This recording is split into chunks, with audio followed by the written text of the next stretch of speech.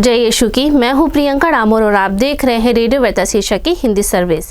कलीसिया समाचार में आप सभी का स्वागत है। कलीसिया समाचारों में प्रमुख है, दुनिया भर में ईसाइयों पर अत्याचार नए चरम पर पहुंचा, ओपन डोर्स की रिपोर्ट। छत्तीसगढ़ में ईसाइयों के खिलाफ हमलों का पैटर्न सामने आया। चिकमगलूर धर्म प्रांत ने सुसमाचार प्रचार वर्ष की शुरुआत की। तमिलनाडु कैथलिक युवाओं ने विधानसभा चुनाव से पहले जिम्मेदार मतदान और संवैधानिक मूल्यों पर प्रस्ताव पारित किए। उड़ीसा में कैथलिक मानसिक स्वास्थ्य क्षेत्रीय सम्मेलन आयोजित। गोवा में सेंट जोसेफ वाच पर्व मनाया गया। श्रद्धालुओं से सेवा का जीवन फिर से शुरू करने का आग्रह किया गया। शिमला चंडीगढ़ में विश्वास निर्माण के लिए सिनेडोल दृष्टिकोण पर ओरिएंटेशन कार्यक्रम आयोजित किया गया। केरल के छात्र को दुनिया की टॉप यूनिवर्सिटी में 3 करोड़ रुपए की स्कॉलरशिप मिली। कर्नाटक के श्रृंगपट्टम में संक्रांति उत्सव ने धर्मों को एक साथ लाया।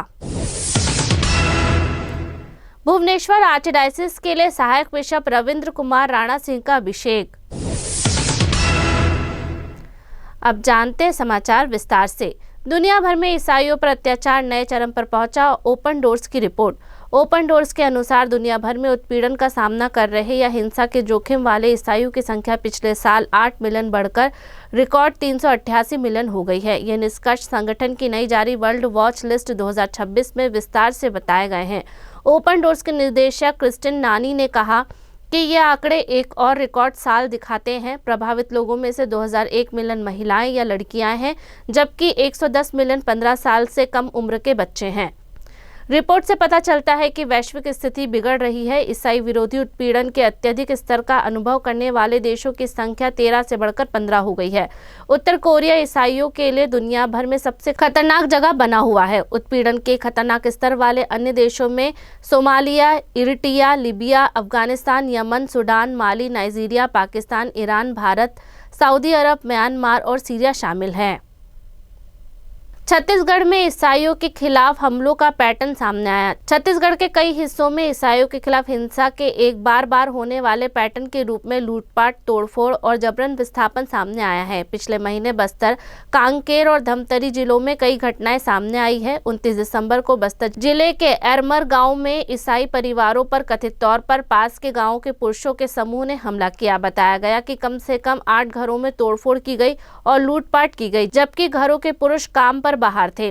महिलाओं और बच्चों पर हमला किया गया और घर का सामान क्षतिग्रस्त कर दिया गया या ले जाया गया। पीड़ितों में से एक उलेश्वरी कश्यप, जो उस समय 6 महीने की गर्भवती थी, घायल हो गई और उन्हें कांकेर मुख्यालय के पास अस्पताल में भर्ती कराया गया। लौटने पर परिवार ने पाया कि उनके घरों में बाहर से ताला लगा हुआ था और तोड़फोड़ की गई थी। प्रभावित परिवारों ने कथित तौर पर सर्दियों की ठंड में 2 दिन बाहर बिताए। उनके पास खाने या निजी सामान नहीं थे।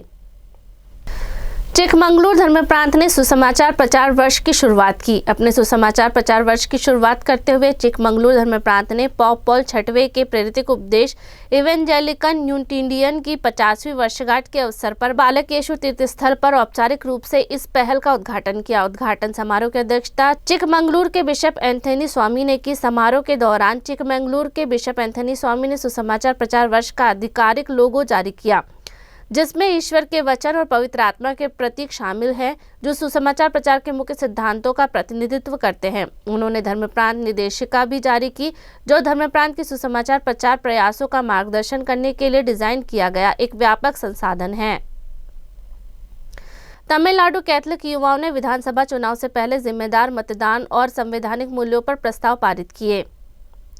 आगामी तमिलनाडु विधानसभा चुनाव से पहले तमिलनाडु कैथलिक यूथ मूवमेंट ने युवाओं की राजनीतिक भागीदारिता को मजबूत करने, सूची मतदान को बढ़ावा देने और संवैधानिक और लोकतांत्रिक मूल्यों की रक्षा करने के उद्देश्य से कई प्रस्ताव पारित किए। ये प्रस्ताव 11 जनवरी को तमिलनाडु लेडी फॉर्मेशन सेंटर में आयोजित TCYM की आम सभा की बैठक में पारित किए गए, जिसका आयोजन तमिलनाडु बिशप काउंसिल के यूथ कमीशन के तहत किया गया। विस्तृत विचार विमर्श और क्षेत्रीय समूह चर्चाओं के बाद युवा आंदोलन ने पूरे राज्य में युवाओं के बीच सूची और जिम्मेदाराना मतदान को सक्रिय रूप से बढ़ावा देने का संकल्प लिया। लोकतंत्र में हितधारक के रूप में युवाओं की भूमिका पर जोर देते हुए TCYM ने विधानसभा चुनाव से पहले जमीनी स्तर पर मतदान जागरूकता अभियान चलाने का संकल्प लिया। उड़ीसा में कैथलिक मानसिक स्वास्थ्य क्षेत्रीय सम्मेलन आयोजित। मानसिक स्वास्थ्य को प्राथमिकता देने के लिए जरूरतों को समझते हुए उड़ीसा के लिए 2 दिवसीय क्षेत्रीय सम्मेलन 16 से 17 जनवरी को शांति भवन झारसरगुड़ा में आयोजित किया गया। यह कार्यक्रम भारत में कैथलिक बिशप सम्मेलन की एक पहल भारत के मानसिक स्वास्थ्य मंत्रालय के तहत आयोजित किया गया, जिसका उद्देश्य पुरोहितों और आम लोगों के बीच जागरूकता और शिक्षा के माध्यम से मानसिक भलाई को बढ़ावा देना और आत्महत्याओं को रोकना था। अपने उद्घाटन भाषण में संबलपुर धर्म प्रांत के बिशप निरंजन सुला सिंह ने तेजी से हो रहे तकनीकी विकास और बदलते सामाजिक पैटर्न के कारण बढ़ते मानसिक तनाव पर प्रकाश डाला। उन्होंने कहा कि सुनने और साझा करने के लिए सार्थक समय की कमी ने आंतरिक संतुलन को प्रभावित किया है। गोवा में सेंट जोसेफ वाच पर्व मनाया गया। श्रद्धालुओं से सेवाओं का जीवन फिर से शुरू करने का आग्रह किया गया। गोवा और दमन के आर्चडायसिस के संरक्षक सेंट जोसेफ वाच का पवित्र पर्व 16 जनवरी को गोवा के सांकवेल रुवा एक्सक्रो डी मारिया में अवर लेडी ऑफ हेल्थ के पुराने चर्च की जगह पर मनाया गया। आशा से भरे हुए सेंट जोसेफ वाज ने सेवा के माध्यम से मसीह की घोषणा के विषय पर उपदेश देते हुए बिशप सिमियो फर्नांडिस ने श्रद्धालुओं से यीशु के जीवन और सेंट जोसेफ वाज की मिशनरी गवाही से प्रेरित होकर ईसाई सेवा के सच्चे अर्थ को फिर से खोजने का आग्रह किया। बिशप सैमियाओं ने श्रद्धालुओं को याद दिलाया कि कलीसिया कई सेवाओं से समृद्ध है, फिर भी सेवा का सार इसमें नहीं है कि हम किसकी सेवा करते हैं, बल्कि उस इरादे और तरीके में है जिससे हम सेवा करते हैं। उन्होंने कहा, ईसाई सेवा उन लोगों तक सीमित नहीं है जो हमारे परिचित या हमारे प्रति अनुकूल है, बल्कि विशेष रूप से जरूरतमंदों की ओर निर्देशित है। शिमला चंडीगढ़ में विश्वास निर्माण के लिए सिनेडोल दृष्टिकोण पर ओरिएंटेशन कार्यक्रम आयोजित किया गया। विश्वास निर्माण में सिनेडोल दृष्टिकोण यूकेट कैटेचिस्ट पर एक ओरिएंटेशन कार्यक्रम 17 जनवरी को चंडीगढ़ में डायसेशन पास्टोरल सेंटर में आयोजित किया गया। यह कार्यक्रम शिमला चंडीगढ़ के डायसेशन द्वारा आयोजित किया गया था और इसमें डायसिस के 5 डिनरी के पुरोहित, धार्मिक लोग और आम विश्वासियों सहित लगभग 155 प्रतिभागियों ने भाग लिया। अपने मुख्य भाषण में शिमला चंडीगढ़ के बिशप सहाय ने डायसिस के भीतर यूकेट कैटेचिस्ट और पारिवारिक कैटेचिस्ट को मजबूत करने की आवश्यकता पर जोर दिया। उन्होंने विश्वास को पोषित करने और ईसाई मूल्यों को आगे बढ़ाने के प्राथमिक स्थान के रूप में परिवारों की भूमिका पर प्रकाश डाला।